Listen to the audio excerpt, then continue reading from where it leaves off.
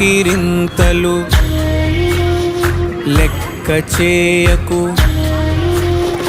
వెక్కిరింతలు లెక్క చేయకు. పళ్ళున్న చెట్టుకు అలవాటేగా, కలత చందకు చందమామకే ఏటేట చవితికి నిందలేగా. ఓటమన్నది గురువు కదరా, ఓర్పుతో నువ్వు గెలవవా.